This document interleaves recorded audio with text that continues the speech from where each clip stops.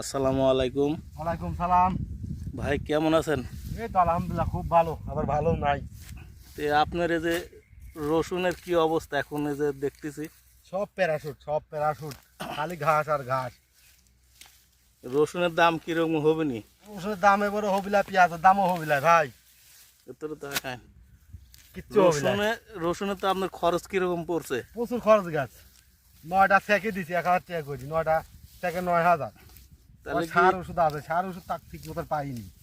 তাহলে কি খরচ উঠবে নি? না, খরচ আর ওটার আশা নাই।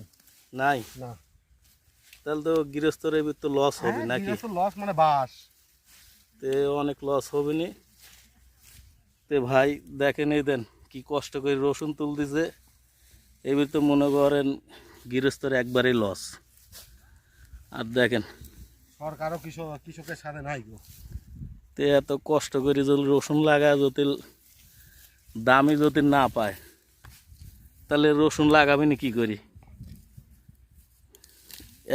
এক বিঘে ভুঁয়ে তা অনুমানিক কত খরচ? তা 50। 50,000 টাকা খরচ। হ্যাঁ, তাহলে মানুষ এই যে এত কষ্ট করে রসুন লাগাচ্ছে, যদি লাভই যদি না হয় তাহলে গৃহস্থরা তো একবারে লস, একবার ওরা মরা ছাড়া কোনো গতি নাই। পেঁয়াজও 800 টাকা মন। পেঁয়াজও 800 টাকা মন। আর এক বস্তা সারের দাম হচ্ছে 1700, 1800, 2000, 2200। তো আশা করি সবাই ভিডিওটা দেখেন, শেয়ার করে দিন।